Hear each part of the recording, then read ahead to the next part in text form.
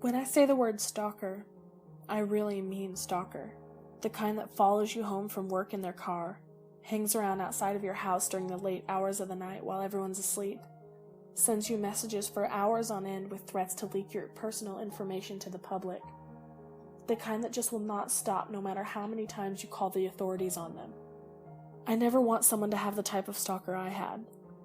It had been one of the many traumatic experiences in my teenage years, and is the main reason that I have issues today as an adult. Anyway, let's get to the story. It was the summer of 2015. I just finished my sophomore year of high school and recently got a job working at a pizza place owned by a family friend. It wasn't an ideal job, but it was perfect for being my first job. A month after I started working, I met my stalker. He came in one day while I was closing. He was in his early 20s with short blonde hair and tattoos. He was tall and his eyes were the color of the ocean. He slowly stepped up to the counter and placed his hands on it. I smiled and greeted him like I did with all my customers. "What can I get you today?" Oh, I didn't come in for anything. "Then why did you come in?" Not my first choice of words. Saying the first thing that came to my mind in that moment would have gotten me fired on the spot. I saw you and decided to come in and say hi. I looked past him to see a small group of people waiting patiently to order their food. I have a line of people. If you aren't going to order anything, you need to leave. His face remained expressionless, but the fire that lit up in his eyes could send a haunting shiver down your spine, just like it did to me.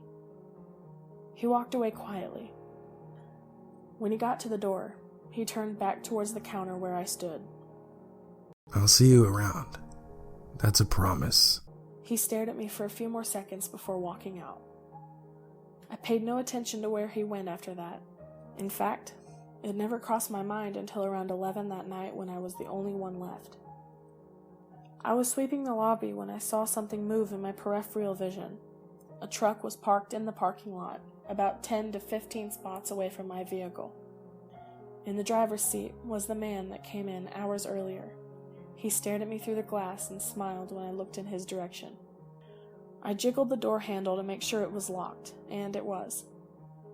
I watched him stare me down as I walked from the door to the back where he could no longer see me. I pulled out my phone and called my friend, Oliver. "Hello? "Hey, I'm at work. I need your help." What's wrong? Why do you need me now?" "Someone is sitting outside. I don't want to walk to my car alone." "Stay in the back. I'll be there in 5 minutes." I sat there for a little more than 5 minutes. I called my boss and told him what was going on, and he told me if I felt like my safety was at risk, to grab the metal bat he kept stored in his office. I took the bat and sat underneath the front counter. When Oliver came to the front of the store, I grabbed my things and locked the store up.